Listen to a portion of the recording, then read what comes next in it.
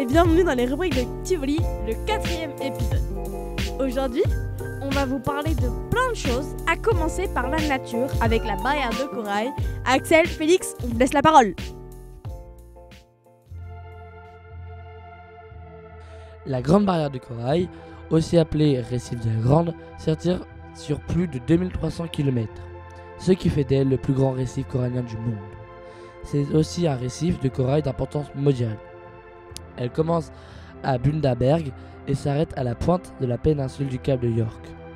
Elle couvre une superficie de 344 400 km². Elle appartient à l'Australie. Elle se situe dans la mer de Corail au large de Queensland. En effet, elle comprend 2500 récifs distincts de taille et de formes diverses et plus de 900 îles allant de petits bancs de sable à de larges îles continentales escarpées s'élevant dans certains cas à plus de 1100 mètres au-dessus de la mer. Ensemble, ces paysages terrestres et marins forment l'un des sites maritimes les plus spectaculaires du monde. Elle a été inscrite au patrimoine mondial de l'UNESCO en 1981. Cette grande variété de profondeur marine inclut des eaux côtières peu profondes, des récifs situés au milieu et aux bordures du plateau continental et, au-delà de ce plateau, des eaux océaniques de plus de 20 000 mètres de profondeur. Elle a été découverte par James Cook le 11 juin 1768. Comme Axel nous l'a dit précédemment, la Grande Barrière de Corail est le plus grand système corallien et la plus grande structure vivante de la planète. Elle abrite une biodiversité exceptionnelle, incluant plus de 1500 espèces de poissons, 4000 espèces de mollusques, environ 400 types de coraux et près de 240 espèces d'oiseaux. Ce trésor écologique joue un rôle crucial dans les écosystèmes marins en offrant des habitats et des zones de reproduction pour de nombreuses espèces. Cependant, la Grande Barrière de Corail fait face à de nombreuses menaces, principalement dues au changement climatique, à l'acidification des océans, et à la pollution et aux activités humaines. Le réchauffement des océans provoque le blanchissement des coraux, tandis que l'acidification affecte leur capacité à construire leur squelette. La pollution et les activités humaines non contrôlées comme le tourisme et la pêche intensive aggravent la situation. Pour protéger cet écosystème unique, des efforts de conservation sont en cours, incluant la gestion de la Great Barrier Reef Marine Park Authority, qui est un parc marin protégeant la Grande Barrière, situé au large de l'Australie, des activités qui pourraient endommager celle-ci et des programmes de recherche et de surveillance. La collaboration internationale est également essentielle pour mettre en œuvre des solutions globales aux défis environnementaux. La préservation de la Grande Barrière de Corail est cruciale pour la santé de nos océans et de notre planète. L'Australie a annoncé un investissement de 130 millions de dollars pour améliorer la qualité de l'eau autour de la Grande Barrière de Corail. Cet écosystème inscrit au patrimoine mondial de l'UNESCO, qui est l'Organisation des Nations Unies pour l'éducation, la science et la culture. Cet état magnifique pour ses paysages désertiques souhaite réaliser cette mission en ciblant les bassins versants prioritaires pour réduire le ruissellement des nutriments et des pesticides. Ce récif a subi plusieurs épisodes de blanchissement massif, le dernier ayant endommagé 80% des coraux. La ministre de l'Environnement, Tanya Plibersek, a souligné que la mauvaise qualité de l'eau, due au ruissellement des sédiments et des pesticides, empêche le corail de repousser et bloque la lumière du soleil. L'UNESCO avait demandé des mesures urgentes pour protéger le récif, menaçant de le classer comme en péril. En conclusion, la Grande Barrière de Corail est un écosystème extraordinaire, mais il faut en prendre grand soin si nous voulons pouvoir la contempler encore et encore. Tous les petits gestes simples sont utiles pour conserver ces lieux extraordinaires que sont la Grande Barrière de Corail ou la forêt du bassin du Congo que nous vous avons présenté la dernière fois. Je vous remercie de nous avoir écoutés et je vous dis à la prochaine. Merci les gars, c'était super, on a appris plein de nouvelles choses sur la nature. Mais maintenant, on va passer à un temps fort qui s'est passé ces derniers mois. C'est-à-dire, les élèves de 4e sont allés à Fürth. On a fait une interview pour vous. Maintenant, on va vous laisser l'écouter tranquille.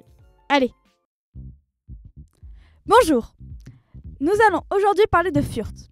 Pourriez-vous nous dire comment vous vous appelez et en quelle classe vous êtes? Je m'appelle Ludivine Schmidt et je suis en 4e 2. Je m'appelle Elliot Moureux, je suis aussi en 4e 2. Nous allons parler, comme je le disais, du voyage à Fürth, où vous avez eu la chance d'aller. Tout d'abord, quand êtes-vous partis? Nous sommes partis du mercredi 12 février au vendredi 21 février. J'approuve. Savez-vous combien d'élèves ont participé à ce voyage? En tout, à peu près 27 plus 26. 26-27 élèves ont participé à ce voyage en parlant que des Français. À qui s'adressait ce voyage? L'échange qu'on a fait s'adressait aux classes allemandes de 4e de l'établissement Saint-Joseph de Tivoli. Plus précisément, des anciennes personnes de la classe des 5e 4, qui était l'une des 2 classes allemandes de 5e. Qui n'ont pas pu partir l'année dernière. Aviez-vous un correspondant et est-ce qu'il avait le même niveau scolaire que vous? J'avais une correspondante qui avait 1 an de plus que moi. Elle était en 9A, l'équivalent de la 3e 1 en France. J'avais une correspondante aussi qui avait 2-3 ans de plus que moi et qui était une classe au-dessus de moi, qui était en 8B, donc en 3e 2. 9B, désolé. Ça veut dire que la correspondante de Ludivine n'avait pas le même âge que la tienne? Elles avaient des âges différents. En fait, ça dépendait. Il y en avait, c'est l'équivalent de sauter une classe ou d'en redoubler une, etc. Avez-vous été bien reçu par les familles allemandes? Pour ma part, j'ai été très bien reçue. Ils étaient très accueillants et très ouverts. Moi, ça allait. C'était pas exceptionnel, mais c'était pas horrible non plus, donc j'étais bien. On va faire un petit topo géographie. Donc, où se situe Fürth et est-ce que c'est une grosse ville? Fürth se trouve à peu près un peu plus au sud du centre de l'Allemagne. Et est-ce que c'est une grande ville? Je pense un petit peu moins que Bordeaux. En fait, Fürth se situe au sud de l'Allemagne et elle est à côté de Nuremberg. Nuremberg est une grosse ville, mais Fürth est moins peuplée que Nuremberg. Donc une grosse ville, non, mais c'est pas non plus un village, quoi. Et repartons sur la question du temps. Combien de temps il a duré ce voyage? Il a duré 10 jours, en comptant 2 jours pour les jours de voyage, quoi. 9 jours précisément, du 12 au 21, 9 jours. Est-ce que vous avez eu beaucoup d'occasions de parler allemand ou c'était plus de l'anglais? Moi, franchement, j'ai essayé de faire mon maximum pour parler allemand, mais quand je savais vraiment pas, c'était vraiment l'anglais. Moi, j'ai essayé de parler vraiment allemand. J'avoue que c'était un petit peu compliqué parce que quand il parlait, notamment ma famille, quand elle parlait comme moi, je parle français. Donc ça allait très vite, c'était très compliqué pour moi de comprendre. Donc j'essayais quand même de former mes phrases en allemand. Si j'y arrivais pas ou s'il me manquait des mots, je les faisais en anglais. Et je repartais en allemand si je trouvais plus le mot en anglais. J'aimerais préciser que parfois, par exemple, quand on n'arrivait pas à trouver un mot allemand, qu'on le disait en anglais, que du coup la famille qui nous a accueillis nous disait le mot allemand, ça nous permettait d'avoir plus de vocabulaire, quoi. Et on le notait dans un petit carnet qu'on nous avait fourni. Vous avez parlé de la classe 9A. J'imagine que ce n'est pas la seule classe qu'il y a en allemand, mais ça veut dire qu'il y a beaucoup de différences entre notre système scolaire et celui des Allemands? Il y en a pas mal, oui. Il y a des ressemblances, mais il y a aussi beaucoup de différences. J'en ai noté une qui m'a vraiment surprise. Ils finissent tous les jours les cours à 13h05 et ils ont le droit de manger et de boire dans les cours, pendant les cours. C'est trop cool! Et toi, Elia, t'en as remarqué d'autres? Ils sont beaucoup moins par classe, je dirais une dizaine, quinzaine à peu près dans la classe. C'est peu. Et en début de cours, c'est les premiers arrivés se mettre où ils veulent. Et du coup, il n'y a pas vraiment de plan de classe. Ils peuvent parler librement. J'ai même ma correspondante qui s'est levée pour aller se faire un thé en cours d'art plastique. L'Allemagne, c'est quand même froid, hein. C'était quoi la météo durant votre séjour? Il a neigé, mais il faisait froid, mais pas énormément froid. Bon, il y avait quand même Axel, plein de gens comme ça qui étaient en short pendant tout le séjour. Les 2 derniers jours, ils les ont obligés à mettre des pantalons, sauf une personne qui n'avait pas amené de pantalon alors qu'on est quand même en Allemagne. Donc il est resté en short. Il y avait 4 personnes qui étaient en short. Moins 12 la nuit, moins 5 le jour. Mais en même temps, il faisait moins 10 degrés, donc c'est normal. Les week-ends, vous étiez ensemble ou avec les familles de vos correspondants? On était avec les familles. On n'était jamais ensemble le week-end. C'était les visites, c'était dans la semaine, les jours d'école. Et le week-end, c'était avec nos familles. Cela dépendait des familles parce que moi personnellement j'ai fait des activités avec certaines personnes, mais après certaines familles voulaient garder leurs correspondants pendant le week-end pour certainement faire des visites, etc. Donc en fait ça dépendait de la famille? Oui. Ça dépendait des familles, oui. S'ils avaient prévu une activité, s'ils s'entendaient bien, etc. Enfin, ça dépendait totalement des familles. Donc toi, Elliot, j'imagine que t'es resté avec ta famille. Qu'est-ce que t'as fait? Et qu'est-ce que tu as visité? Une autre ville peut-être ou... On est allé beaucoup à Nuremberg. On a fait une balade sur une colline, je dirais un peu plus dans la campagne de Fürth. Mais en fait, quand je voulais dire avec les familles, on suivait le programme qu'avait fait la famille. Donc parfois, c'était aussi avec d'autres correspondantes ou correspondants. Donc je suis allé faire par exemple un bowling avec plein de correspondants allemands et français. Et si vous deviez retenir qu'une seule chose de ce voyage, qui serait un souvenir impérissable pour vous, ce serait quoi? Soit la nourriture, soit... Tu te souviens de Faber-Castell, Ludivine? La fabrique de crayons, tu veux dire? Bah non, la bataille de boules de neige, bien sûr. Oh oui! Où il y a 3 personnes qui se sont tombées par terre, en fait, qui sont bien tombées. Oui, tu en fais partie.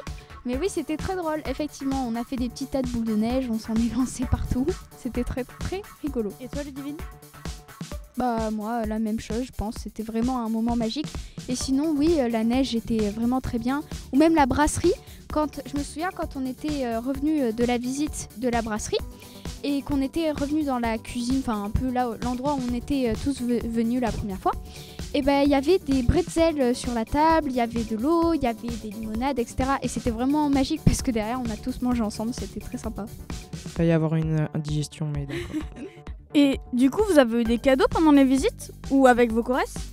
Oui, énormément. On a eu des limonades gratuites de la brasserie.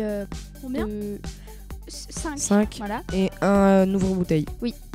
L'ouvre-bouteille est très important. Ouais, des cadeaux. Oui, après on a eu des stylos, des cahiers, on a eu des bretzels, beaucoup de bretzels. Et voilà. Moi, franchement, à part les bouteilles et les crayons qu'on a eu à Faber-Castell gratuits, c'était plus des petits trucs de nourriture, les cadeaux, il n'y en a pas eu énormément. Par exemple, le bretzel au beurre, c'est pas vraiment la chose que j'aime, donc... Moi, personnellement, j'en ai reçu beaucoup. Mais du coup, vous avez fait quoi comme visite durant le voyage? À part la brasserie, Faber-Castell. On a visité la ville de Fürth à l'aide d'un rallye à travers la ville. On était par groupe de 5 et on avait des questions en allemand et on devait interroger les gens sur les questions, etc. Donc c'était très sympa. On a visité le musée de la Bratwurst à Nuremberg, l'usine de Faber-Castell à Astein, la brasserie de Neumark, donc celle où on a eu les limonades, la maison de l'illustre peintre Monsieur Dürer. Et enfin, on a visité la ville médiévale de Rothenburg et son musée de la criminalité médiévale. Merci de m'avoir rien laissé. Mais du coup, toi, Elliot, on va te laisser quelque chose quand même. C'était quoi ta favorite et ta pire? Alors, ma favorite, qu'est-ce que ça aurait pu être? Franchement, j'ai bien aimé la maison Dürer parce que comment la visite était faite, et c'était vraiment pas mal puisque la dame qui nous faisait la visite incarnait la femme d'Albrecht Dürer. La pire, déjà la plus inattendue, je pense, parce que ça m'a vraiment choqué qu'un musée comme ça existe, le musée de la criminalité. J'ai détesté, totalement détesté. Voilà. Et par contre, le pire, je pense bien le musée de la Bratwurst parce que il est hyper petit. Merci, c'était super. Merci d'être venu sur le plateau. Maintenant, je vais vous parler de littérature avec un roman que j'ai adoré, À contresens. Il a été écrit par Mercedes Ron et a remporté un franc succès. En fait, il s'agit d'une série de romans de poche, 7 romans à ce jour. L'histoire, c'est celle de Noah, une jeune fille qui emménage avec son beau-père. Elle fait ainsi la connaissance du fils de son beau-père, Nick. Ce dernier rejette complètement Noah et sa mère sans même les connaître. Son nouveau frère ne fait pas qu'étudier le droit. Nick cache une part de sa vie à son père. Noah ne tardera pas à découvrir la vie secrète de Nick, entre bagarres, courses de voitures illégales, etc. Mais cela ne s'arrête pas là, puisque Nick et Noah, que tout semble opposer, ne vont pas tarder à découvrir qu'ils ont un sombre passé en commun. Personnellement, j'ai adoré ce roman. Les personnages sont attachants, et si vous n'aimez pas lire, sachez que cette série de romans a été adaptée en film, lequel se trouve sur Amazon Prime.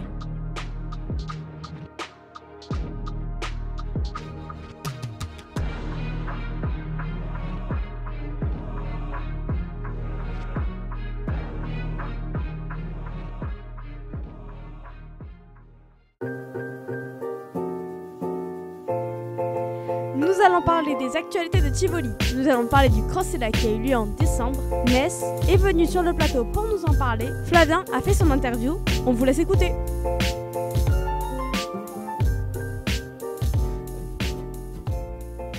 Bonjour à tous, aujourd'hui nous sommes avec une personne du top 3 du Crossella de Tivoli dans les sections 4e, filles, Ness Nyang. Hello. Alors, qu'est-ce que ça vous fait d'être dans le top 3 du Crossella? Oh bah je suis fière, mais le plus important c'est d'avoir couru pour des personnes qui ne pouvaient pas. Est-ce que vous êtes heureuse d'avoir participé au Crossella? Oui, bien sûr, c'était une bonne expérience de courir dans un parc avec d'autres personnes, beaucoup d'autres personnes même. Est-ce que vous savez ce que c'est Ella? Oui, et là c'est une association de recherche ou même d'aide pour les personnes, qu'elles soient enfants, adolescentes ou adultes, atteintes de la leucodystrophie. Qu'avez-vous ressenti à la fin de ce cross? Bah comme tous les autres, j'étais fatiguée, mais contente d'avoir pu courir pour des personnes qui ne pouvaient pas. Vous étiez-vous préparé avant ce cross? Pas spécialement, mais j'avais déjà fait des crosses, donc je savais un peu à quoi je m'attendais. Est-ce que votre performance vous a plu? Alors évidemment, j'aurais pu arriver à la première place, mais être troisième c'est bien. Mais je pense que comme tous les autres, le principal n'est pas de... Enfin si, c'est de gagner, mais le plus important est d'avoir pu montrer notre soutien à d'autres personnes dans leur maladie. Est-ce que vous avez pensé aux personnes atteintes de la leucodystrophie pendant ce cross? Alors honnêtement, pas pendant le cross parce que je me concentrais plus à courir, mais après oui bien sûr, parce qu'on court quand même pour eux, donc il faut évidemment penser à eux.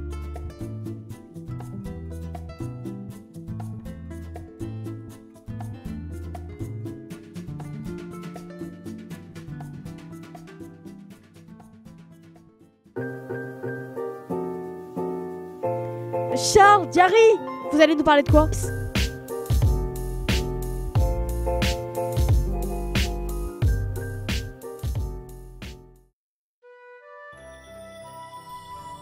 Bonjour à tous, aujourd'hui avec Diary, on va vous présenter les animes à ne pas manquer en 2025 sur Netflix, Disney, Crunchyroll et ADN.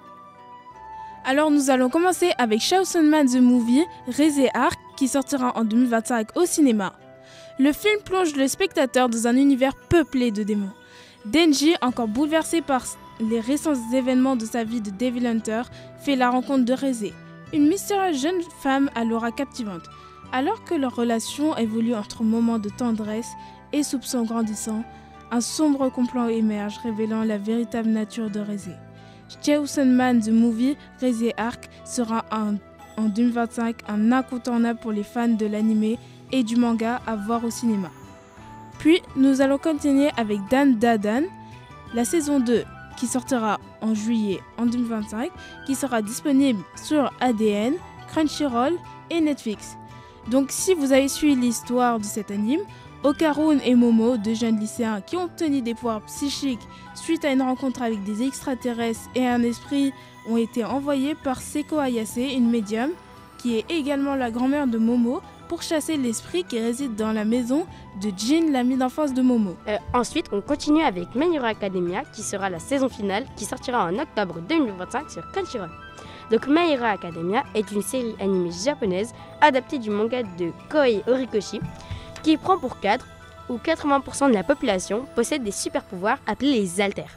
L'histoire suit Izuku Midoriya, un jeune garçon dépourvu de ses capacités, mais animé d'un profond désir de devenir héros comme son héros All Might. Sa vie bascule lorsqu'il va hériter l'alter de All Might, qui s'appelle le One for All, et rejoint le prestigieux lycée de UA pour devenir un héros. Ainsi, la saison 8 devrait adapter la bataille finale menée par Deku, Bakugo, All Might et tous les super-héros encore en vie. On enchaîne avec One Punch Man, la saison 3 en 2025, qui sortira en 2025 sur Crunchyroll. Donc, cette série nous raconte l'histoire de Saitama, un héros du quotidien ordinaire, doté d'une puissance extraordinaire. Il peut vaincre n'importe quel adversaire d'un seul coup de poing. L'intrigue de One Punch Man s'oriente désormais vers l'arc de l'Association des monstres, l'un des plus déterminants de l'œuvre de Yusuke Murata. La saison 2 a déjà posé ses bases avec des affrontements mémorables. L'arrivée imminente d'Orochi, le roi des monstres, permet d'intensifier ses enjeux. Contrairement à l'espoir d'une coexistence entre monstres et héros comme l'a tenté de faire croire l'association des monstres, les intentions réelles de cette dernière semblent mener à une guerre totale. Les héros ne pourront plus compter uniquement sur Saitama pour protéger la Terre. Ils devront collaborer pour affronter une armée de créatures terrifiantes. Alors donc nous avons la saison 3 de Spy Family qui sortira en octobre 2025 et qui sera disponible sur Crunchyroll. Alors, adaptée du manga de Tatsuya Endo, elle compte les aventures de Twilight, un espion d'élite qui doit former une fausse famille pour mener à bien une mission cruciale. Il adopte ainsi une petite fille, Anya, capable de lire dans les pensées et se marie avec Yor, une tueuse à gages sans qu'aucun des membres ne connaisse les secrets des autres, sauf Anya. Cette combinaison explosive offre des situations hilarantes et des moments touchants mêlant intrigue d'espionnage et enjeux familiaux. Puis nous avons Fire Force, donc la saison 3 aussi. Ce sera la saison finale qui sortira en avril 2025 sur Crunchyroll. L'humanité est terrifiée par le phénomène de combustion humaine, c'est-à-dire les personnes sont brûlées vives pour des raisons inexplicables. On les nomme les torches humaines. Des brigades spéciales de pompiers, nommées Fire Force, ont donc été mises en place avec mission de trouver la cause de ce mystérieux phénomène. Le jeune Shinra, nouvelle recrue surnommée le démon, rêve de trouver son frère. Dans cette saison 8, la brigade Fire Force s'allie à d'autres brigades pour combattre les hommes en blanc. Cependant, ces derniers forment une alliance avec l'église du Saint-Soleil, dirigée par le capitaine Barnes de la brigade numéro 1. Le studio David Productions, qui a animé les saisons précédentes, est également en charge de cette dernière saison. Tatsuma Minamikawa reprend son rôle de réalisateur avec Hideyuki Morioka en tant que chara-designer. Ensuite, on a Kaiju numéro 8, donc la saison 2, qui portera en juillet 2025 sur Crunchyroll. Dans un monde en proie à des effroyables monstres géants connus sous le nom de Kaiju, Rafka Ibino aspire à rejoindre un jour les forces de défendre pour combattre ces terribles créatures. C'était un rêve qu'il avait avec son ami d'enfance qui s'appelait Mina Hashiro, mais leurs chemins ont pris des directions différentes. La saison 2 de Kaiju numéro 8 est actuellement en production et est prévue en diffusion en juillet 2025. Dans cette suite, Rafka Ibino a prouvé son humanité au directeur des forces de défense. Il pourra donc à nouveau combattre à ses côtés avec ses compagnons malgré la nature de Kaiju. Cependant, Kaiju numéro 9 se prépare à mettre en place la suite de son plan. Ensuite, on a également Winebreaker, donc la saison 2, qui sera disponible en avril 2025 sur Crunchyroll. Donc, dans Winebreaker, on suit l'histoire de Akura Sakura, harcelé dès son plus jeune âge à cause de sa couleur de cheveux. Il a l'intention de se venger au lycée Furine, le lycée ayant les notes les plus basses du pays, mais qui a le taux de violence le plus élevé du pays. Notre héros a donc l'intention de se mesurer avec les plus forts bagarreurs dans son lycée et devenir le meilleur. La saison 2 de Winebreaker est prévue pour avril 2025, avec une diffusion sur Crunchyroll.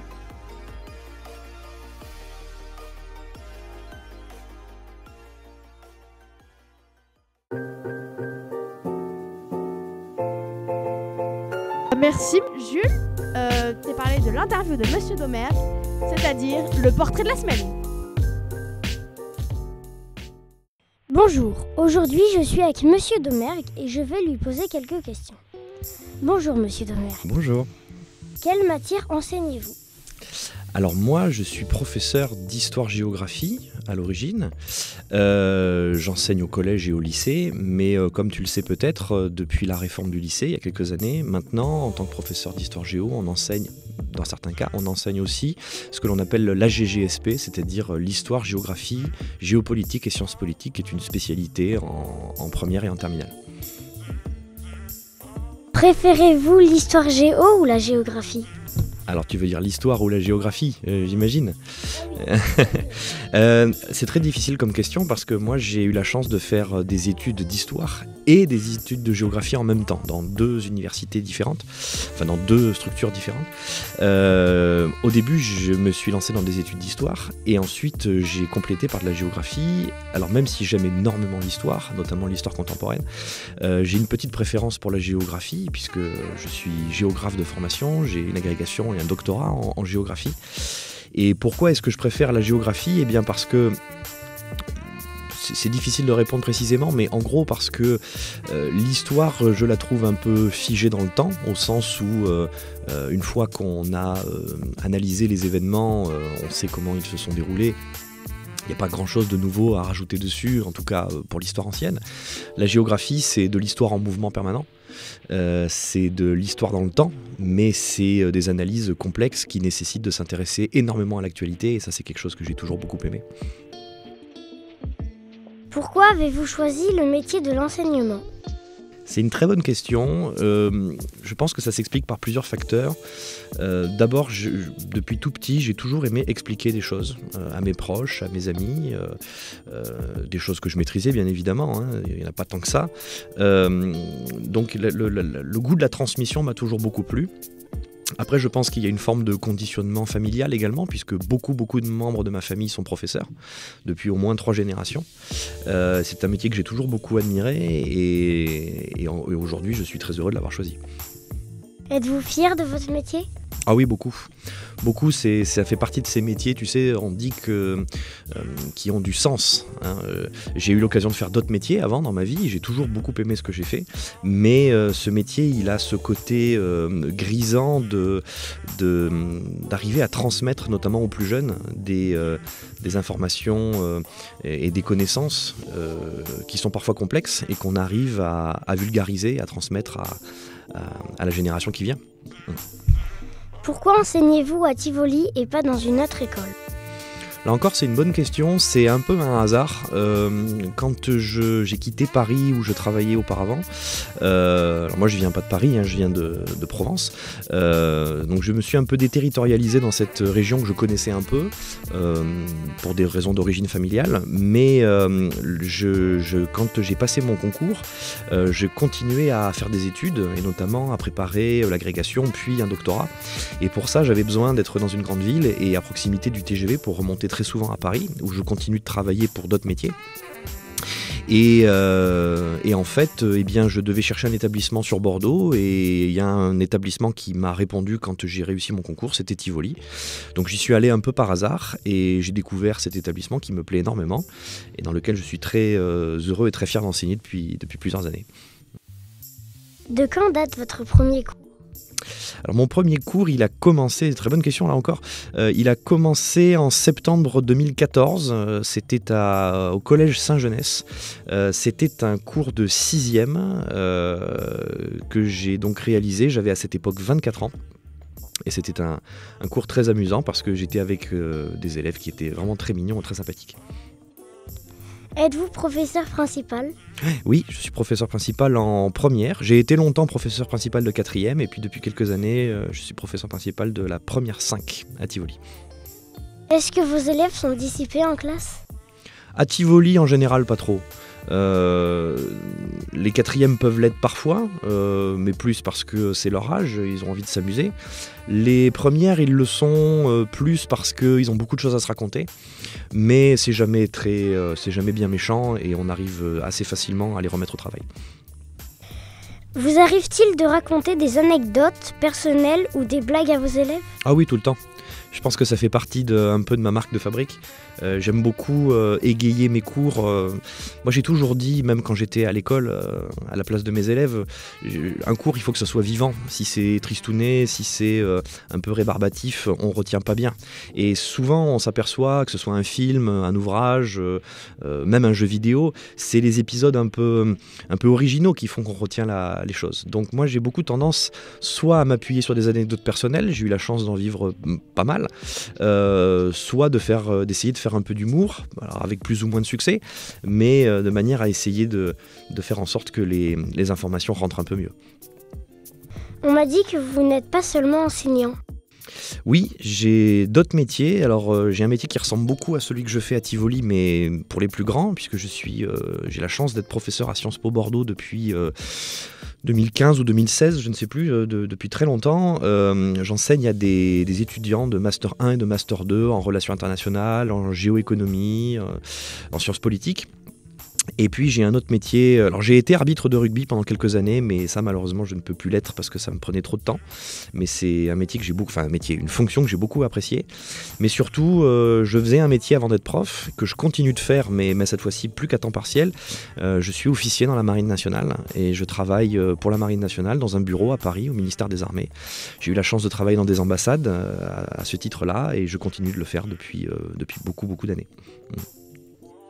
Merci d'avoir répondu à nos questions et au revoir. Merci beaucoup.